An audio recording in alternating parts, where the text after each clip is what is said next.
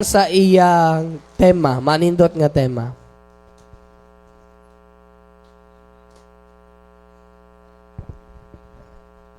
Okay, mayong gabi sa tanan. Gipanghangak pa maning uban na pahuway sa kay muragi gihangak yod sa sayaw no. Na hinaot unta pod nga kanang kanunay ang atong kadasig ba nga kanang para sa Ginoo mo participate. Salamat kayo sa inyong participation. So before ta mag-start din no, mohimo tag short prayer in the name of the Father, the Son, and the Holy Spirit. Amen. We fly to your protection, O Holy Mother of God. Despise not our petition and our necessity, but deliver us always from all dangers. O glorious and blessed Virgin. Amen. In the name of the Father, the Son, and the Holy Spirit. Amen. So, nalang tayo, mubo nga pagpaambit, mubong katikises, mo ni akong i-share ninyo, nga sa exact alas 6 yod, na ato na yung paningkamutan, mahuman gyud. So nga akong ipaambit ninyo nga unsaon na to paglikay o ngano man nga ang tao mahagbong man sa sala. So mo na nga kung dili na to bantayan sa first stage pa lang nganong maulipon ta sa sala, mao nang ang kita magapos kita sa gitawag na to og the 7 capital sins. So, unsa may sinugdanan ani? Arita sa atong kodigo. Ug atong basahon diha sa Biblia, sa 1 Juan Kapitulo 2:16, ang tanang butang nga iya sa kalibutan, ang unudnong kahidlaw, ang tanang gikaibgan sa mga mata, ug ang tanang gipasigarbo sa tao, dili kini iya samahan, kundi iya sa kalibutan. So, ug atong pamalandungan ni nga teksto mga igsoon, adunay tulo ka kaaway, adunay tulo ka tentasyon ang tao. Ug ato ning isamare, ang una day nga temptation sa tao is pleasure. Ang ikaduha, possession, ug ang ikatulo, power. So mao nay atong i-discuss karon nga tungod diya sa tulo ka tentasyon, ang tao mahagbong sa sala. Hinumduman nato nga ang tentasyon dili pa ni siya sala. Temptation is not a sin. It is only an invitation to commit sin. So adunay tulo ka imbitasyon di ay, tulo ka imbitasyon sa yawa nga kung mahagbong ta ani, mahagbong ta sa sala. Kung mo give in ta ani, mahagbong ta sa sala. So, unang tentasyon, ato ning itakol una, kining tinguha sa gahom. Temptation of power. So, kung ang tao gani, magtinguha na nga mahimo tang gamhanan, magtinguha ta nga kita maoy mulabaw, kung dili na to pugngan ng maong tinguha, dili atong masinayop pag matawag na to, pag-response ang maong tinguha, mahulog ta sa sala sa garbo. Unya ang garbo mga igsoon, ngilad ni siya nga sala kay once gani mahimong garbuso ang usa ka tawo, dili na gyud ta makakita sa kamatuoran. Abi ninyo, ang makabulok sa usa ka tawo nga edukado mao ang garbo. Kayo nakabantay ta, kining mga garbuso nga tawo bisag masayop ni kung imo ning istoryahan sa tinuog unsay kamatuoran musupak gyud ni. Kay once gani gagarbuso ta, di gyud ta muangkon og nasayop ta. So mo din na ang kinaiya sa garbo makapabulok ni bisan pa og edukado ta nga pagkatao. Mo ning likayan nato ni. Mo bitaw na tanawan ning atong mga politiko. Ato yapilog dukdok ni. Tungod sa garbo mao na nga bisag way nahimo di mo batig uwaw. Mano man na tungod kay feel nila sila ang sakto. Nya unsa may giingon sa Biblia aning garbo? Matod pa sa Job kapitulo 35:12-13. Nagpakitabang sila apan wala sila tubaga sa Dios. Kay garbuso ug dautan man sila. Walay kapuslanan ang ilang pagsangpit kay ang Dios nga labing gamhanan dili mo tan-aw umamati kanila. Kami sa Office of Exorcism, common yun namo nga experience ning mga tao nga mayawaan tungod sa garbo. Nga, kasagaran ra ba ni mga garbuso, na ni mga sakit nga walay findings. So, mabasa na nato sa Sirach, Kapitulo 3, 28. Sa gingon diha, walay kaayuhan sa sakit sa usa ka taong mapahitason. So, mao din ang likayan nato ang pagkagarbuso o pagkamapahitason, kay basin unya, ug mahagbong ta sa sakit, ug mahagbong ta sa mga kalisdanan, maunay makaingon nga dili ta patalinghugan sa Dios. Mao na magbantay ta na mga igsoon. Mao na una, tungod sa tinguha sa gahom ang tao makasala sa garbo. Sunod nga tinguha sa tao kining gitawag nato og possession. Gusto tang makapanag-iya og daghang mga bahandi og mga butang. Tungod sa atong tinguha nga makabaton tag daghang butang, maunang nakabantay ta ni ay atong mga muhon YTL ng lakaw. Nganong nang lakaw maning atong mga muhon? Tungod kay naamantay mga igsoon o mga silingan nga wa makontento sa iyang bahin, maong giilog ang atong bahin. Kahakog na siya. Tungod sa tinguha nga makabaton tadaghang bahandi o kabtangan, nahagbong ta sa sala sa kahakog. Unsay giingon sa Biblia kabahin sa kahakog? Sa Efeso 5:5, ang kahakog di ay sama sa pagsimba sa Diyos. Tungod kay ang makatagbaw sa kasing-kasing sa tao ang Ginoo. Pero unsay nahitabo? Wala na ta mag-isip sa Ginoo, wala na ta maghuna-huna sa Ginoo. Ang atong gihuna-huna nga makatagbaw nato ang mga material nga butang. So mao na nga ang ending, mga igsoon, atong gisimba ang mga material nga butang kaysa Dios mismo. Mao na nga tungod sa kahakog, tungod sa garbo ug sa kahakog, tan-awa ning atong mga politiko. Bisag di na kalakaw, mulansad gihapon. Mano man na, tungod na sa kahakog o garbo. Arita, laing tentasyon o tinguha sa tao, kining tinguha sa kalipay, temptation of pleasure.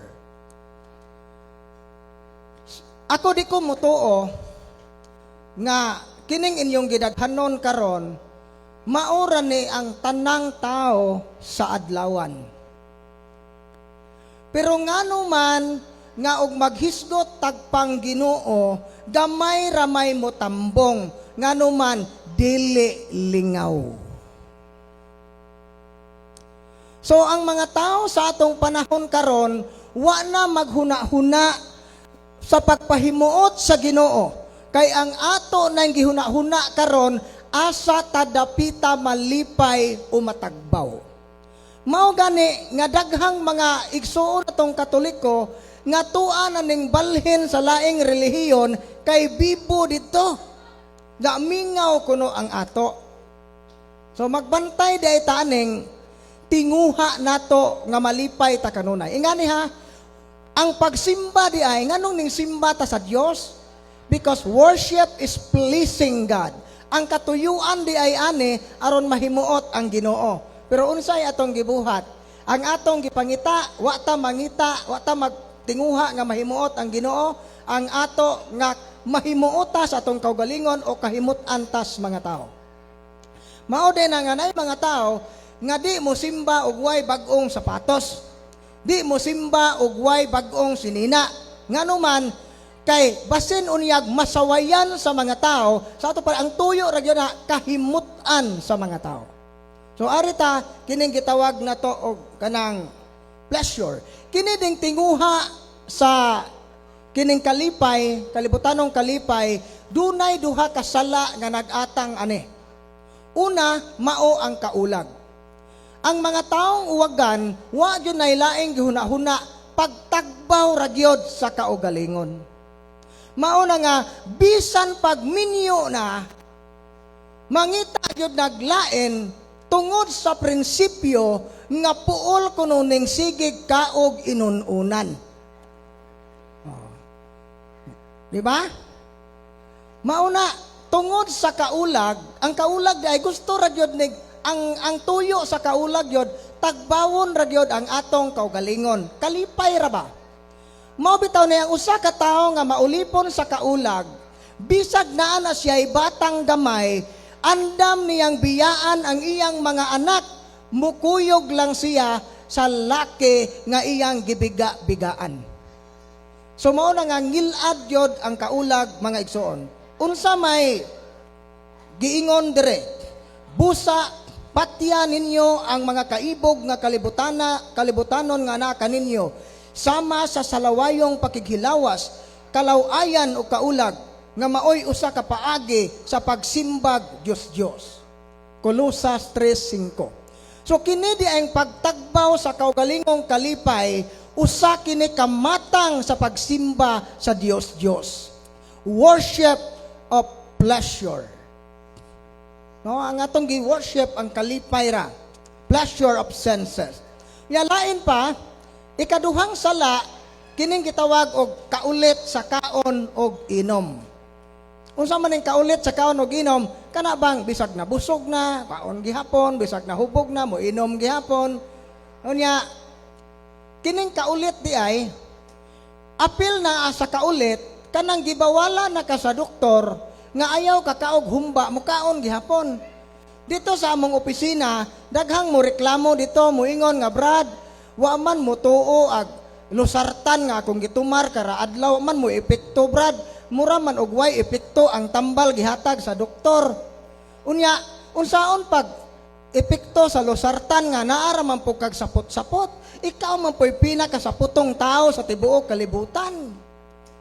So why epekto ang lusartan para baba sa high blood kung ang atong emotion di na to bantayan? O ikaduha, unsaon pag-epekto sa lusartan nga kusog maputa mo lamoy og humba. Nga mao na nga, why disiplina? So, ayaw ko mapawong na po na eh. So, mao na arita, sa panultihon 23:20, ayaw kamo pakighigoy-higoy sa mga palahubog, sa mga ulit, kay ang mga palahubog og mga ulit, musangpot sa pagkawalay nahot. Kung magpunay ka lamang kaon o katulog, magkagidlay ka sa dili madugay. So, mo ito'y giingon sa Biblia. So, kung mo inom ta, kanang gitawag ito temperance, igo-igo lang. Pagpugna na to, dili na to ingon nga, ug mo inom dahil ta, sakto nang gisuwat bitaw sa imnonon nga, drink responsibly. Ato pa di ay, kanang mo inom ta, nga kanang naapatay buot, mabinlan patag buot ba? Kaysa atong pag-inom, ug mawa na tay buot, muna na peligro. Naman po atong mga barkada, mo ingon ko, pre, siyat sa pre. Pag humag siyat, lubid pre. No, pag humag lubid, lain na po pre. One for the road, zakirik isa, one for the canal. So, nawa na tay buot.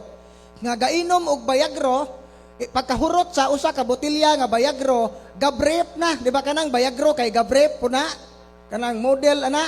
Unya kay gidugangan pa man og laing usa ka botilya, agihubo na gyud ag brep, so wa na gyud buot. So mo na magbantay dita na nga mga laang. Unya sunod, once gani nga ang tao, bisan kita tingali, di ba natay tinguha gusto tang kaning power gahom, nagtinguha tag bahande, nagtinguha tag kalipay. Naa gani makababag ni ining maong mga tinguha. For example, na kay giangayan nga bae bisag minyo na ka. Naunhan man ka sa imong kumpare. Ag imong kumpare may nakaunag panguyab. Unsa may mahitabo? Di ba musunod ang sala sa kasina o sa kasuko. So kining kasina o kasuko, tungod ni nganong masina man ta ug nganong masuko man ta kay naa tay gitunguha nga wa matuman. Parehago na ning mga bana, pugngan gani sa asawa nga di mamuwang, magubot yun ang tibuok kalibutan. Pananglit gani tungod kay kalipay man to niya, napugngan ang iyang kalipay. So ari ta una sa gitawag natog kasina. Sa Salmo 49:16-17, ayaw kasina kun madato ang usa ka tawo ug magdugang ang iyang kadato, kay dili kini niya madala inig kamatay na niya, dili muuban kaniya yang bahandi ngadto sa lubnganan. Ngani kini din unsa ano to pag-ilang nga nasina ta. Every time gani nga masakitan ta sa kalampusan o nakabot sa atong silingan o sa atong isikatao, kasina na. Example, na kay silingan nga nadato, piskay nagbay. Unya naay imong amigo niingon, wow, lamia na magbay sila si Mare. Nindot naman dos andana naman unsa kulurop naman ilang atop. Karon kung nasina ta unsa may atong iingon, ug wa pa pod na mo bilangkad anang hapon, di man po na madato. So kasina naagyod ang kasina mga igsoon. Mga batanon, magsinasina. Na gani makalabaw sa iyang kagwapa, na gani mo appreciate sa iyang barkada nga gwapa. Gwapa lagi si kuano, gwapa bago tanawa po ng liog, lagom. Oh, nangatawa ta kay mao masunay kamaturan, di ba? Kusog kayo tamang hinaway kay kini deng ani ha. Kini ding mga taong hilabtanon o kining mga taong hinawayon maunay simptomas sa mga taong masinahon. Mauna, magbantay ta ana. Sunod, kining kasuko nga mo resultas pagdumot. Job 5:2, unsay gingon sa Biblia? Binuang ug walay kapuslanan ang pagpunay kabalaka ug kasuko hangtod sa kamatayon. So kini di ang pagdumot mga igsoon, aside nga kini ding mga negative emotion, garbo, kasina, kahakog, pagdumot, kini ding nga mga negative emotion, makadaot ni siya sa atong maayong panghuna-huna ug makadaot kini sa atong panglawas. Gani dito isa ka doktor nga miyanha sa office. Siya gyud mismo ning testify, iya kung giduol pagkahuman. Abi ni mo Brad, tinuod yun tong tanan ninyong giwali dire. Tinuod yun na nga ang mga negative emotion, maog yun na hinungdan nganong daghang mga taong nagmasakiton. Bawa labi na yung pagdumot, kining usa ka taong madinumtanon, lisod kayo ng ayuhon kung dili niya na i-give up ang iyang pagdumot. Gani, kung nakakita tali mo sa Facebook o sa YouTube, katong debate ni Padre Darwin o ni Pastor Archie Añedes.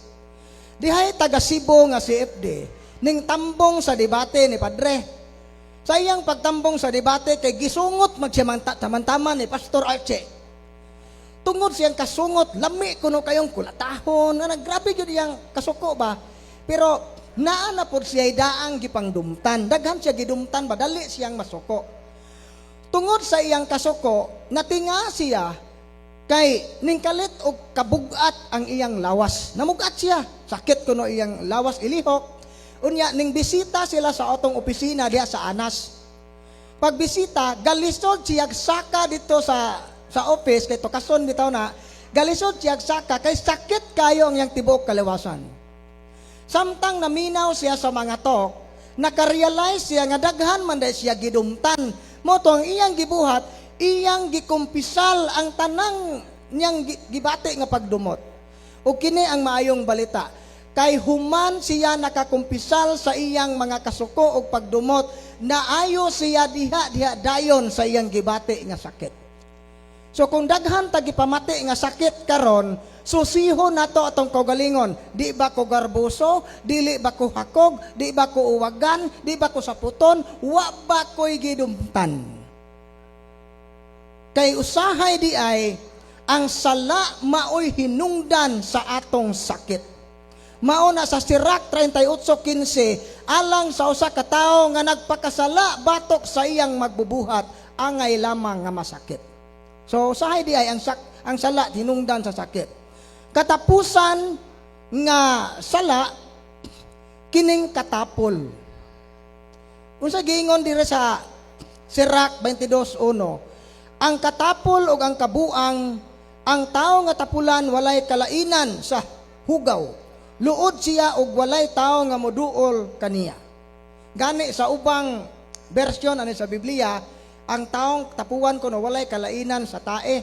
So, sa to pahugaw gyud. Ganuman kay ang usa ka taong tapulan di ay gisayang nato ang kahigayunan nga mapahimuslan nato ang gugma o panalangin sa Dios.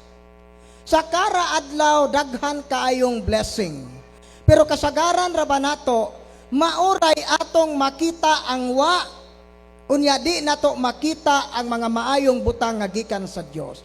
So ang pinakangilad nga matang sa katapol di ay kining katapol sa pagdaig sa Dios o katapol sa pagampo, katapol sa pagbuhat og maayo para sa Dios. Bisan pa di ay kugihan ka mo daros basa, kugihan kayo ka mo uma, kugihan ta mangitag kwarta, kung wa tay panahon sa pagsimba o sa pagampo, nahagbong gihapon ta sa sala sa katapol. So mao na mga igsoon, nga tungod niining 7 ka mga sala, namugna ang ubang mga sala pod. Di ba? O garbuso, ang taong garbuso, muanak na pagkahambugiro, muanak na sa pagkamapahitason. Unya, ug natay kasina, o natay pagdumot, di ba? Moabot na sa punto nga ipapatay na to ning atong kontra, ipabarang na to nitong silingan. Gani tungod sa pagdumot, tungod sa kahakog, ang mga igsuon nagunay kay gailog ug yuta. Tungod kay kining igsuon nangilog og yuta, gadumot sila, may resulta sa pagdumot sa laing igsuon. Ug tungod sa maong pagdumot, nagtinguha na gyud nga naay mamatay nilang duha. Mao ni nahitabo nga katong among pare sa una sa Corelia, gikan man tos Valencia si Father Galon. Kay bawo jud mo kamong mga taga dire sa Valencia, kaila jud mo ni Father Patricio Galon. Kadto si Father Pat og muwali to kay kusog man to mudukdok, makaigo. Ag katong ahong kaila silingan nga gailog og yuta, gakalimtanay igsuon, di mo simba sa among parokya kay maigo kanunay sa wali sa pare. Mo nang ilang gibuhat dito ning simbas katedral. Kay aron di sila maigo sa wali sa pare. Pero unay ba mo say mahitabo? Tungod lagi kay kining maguwang og manghod gadumot man ang gibuhat sa manghod, iyang gipamisahan ang iyang maguwang bisag buhi pa. Unsa na timing man pod ag manghod ganing simba pod, o ag maguwang ganing simba. Saan po'y nakaon sa manghod nga gapamisa, di kumpleto man pod agngan. Unsa gisuwat man pod kinsay gapamisa, pamisa alang sa kapahulayang dayon sa kalagni. Nga gikan sa iyang igsuon nga perteng bugno nila. Tungod kay gipamisahan buhi pa. So nganong naingon adto man to? Tungod sa kahakog sa yuta, ning resulta sa pagdumot og naguba ang ilang maayong relasyon. So mao na mga igsoon nga gitawag ni siya the 7 capital sins, kay kining mga salaa muginansya o mubunga og uban pang mga sala. Unsa itong buhaton? Mao nang ato ning hinulsulan. Dili nato huwaton nga magkita-kita ta sa opisina kay naay nayawaan tungod aning 7 ka mga sala. Di na nato nahuwaton. Samtang napay kahigayunan, hinulsulan, mangayo ta grasya sa Ginoo, sa grasya sa paghinulsol o pangayoon nato sa Dios nga bag-uhon niya ang atong kinabuhi, mutubo ang atong paghigugma niya. Ganahan na ta mo dawat sa mga sakramento, ganahan na ta mo simba, pangayoon nato sa Ginoo nga ganahan na unta ta mo ampo kay aron mausab ang atong kinabuhi. So mao to ang atong hamubo nga pagpaambit mga igsoon, hinaot nga naamoy nakatunan bisag damay, bisag hangak, pero at least naamoy nadungog nga pulong sa Ginoo o ang Espiritu Santo na bahala nga mopatubo nini nga mga mubo nga mga mensahe diya sa inyong kasing-kasing. Di na lang kukutob, daghang salamat ug maayong gabi. Daghan kayong salamat, Brother Sherwin, sa imong hamubo nga pagpaambit mahitungod sa 7 capital sin. So